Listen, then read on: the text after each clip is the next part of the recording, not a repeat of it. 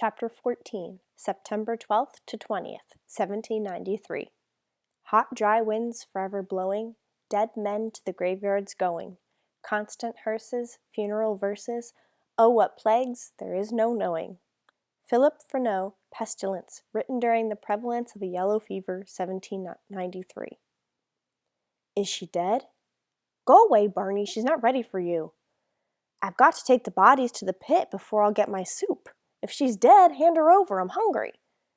I opened my eyes to see who was talking. A large woman holding a candle bent over me, and a man waited in the shadows. The light from the candle burned my eyes.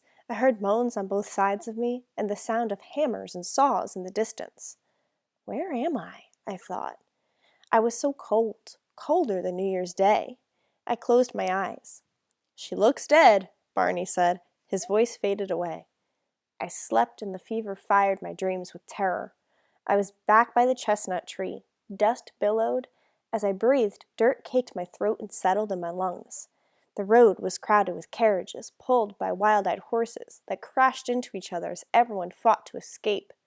What am I supposed to do? I cried to people rushing by. I don't know what to do. I ran across the meadow and came upon a troop of soldiers marching, with a drummer boy and a flag-bearer in front. Look at me, I called, holding grandfather's watch. Tell me what to do. Arrêtez-vous, shouted a soldier. Arrêtez-vous. I don't understand you, I said. I don't speak French. I walked toward the men. Grandfather appeared by the flag-bearer. He wore a bloody shirt. He did not recognize me, and he shouted to his troops. Ready! Grandfather drew his sword from the scabbard and held it in the sky. He looked at me and narrowed his angry eyes. Aim! The men aimed their muskets at me. Grandfather slashed the sword through the air. Fire! No! I jolted awake. Moonlight spilled in through the open windows.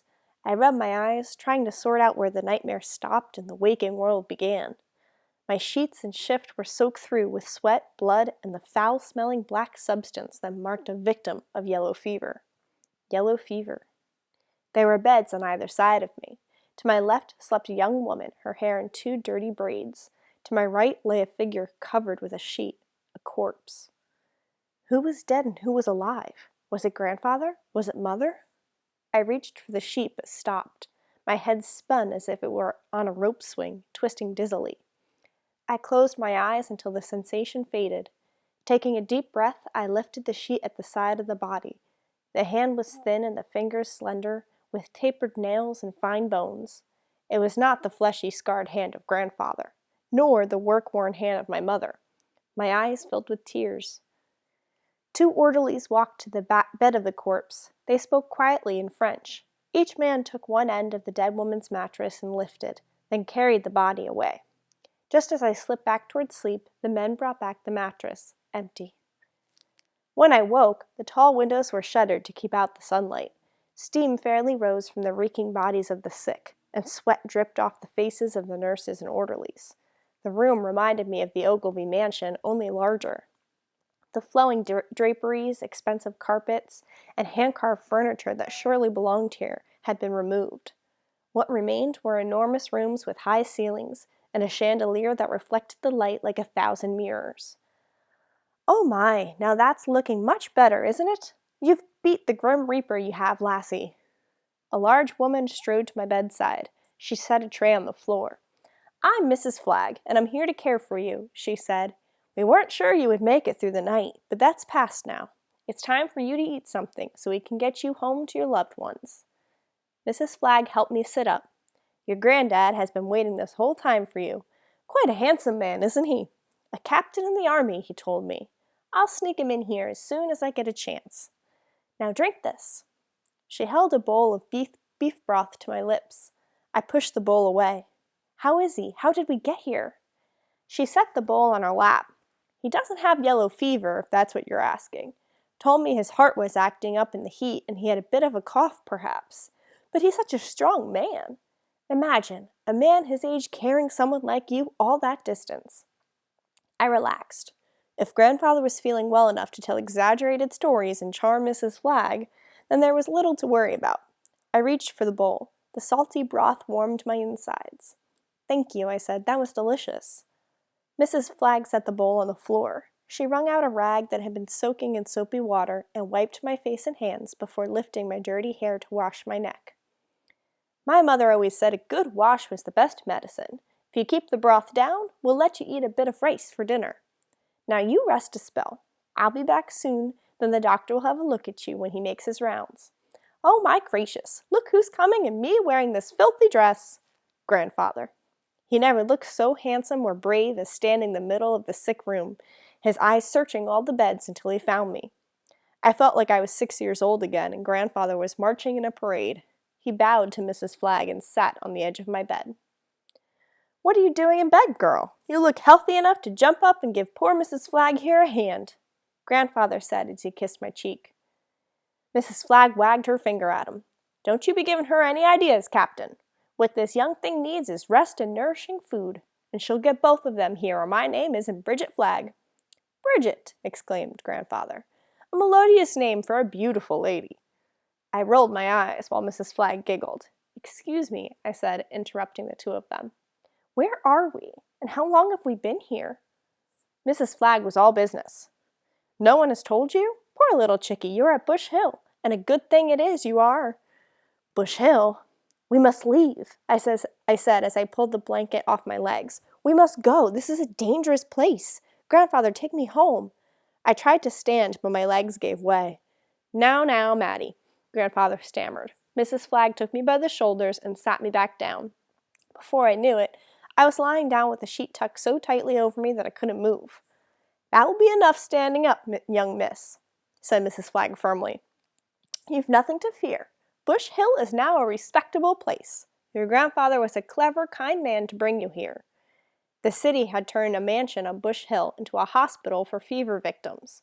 According to the gossips, Bush Hill was one step away from hell, filled with dead bodies and criminals who preyed on the weak.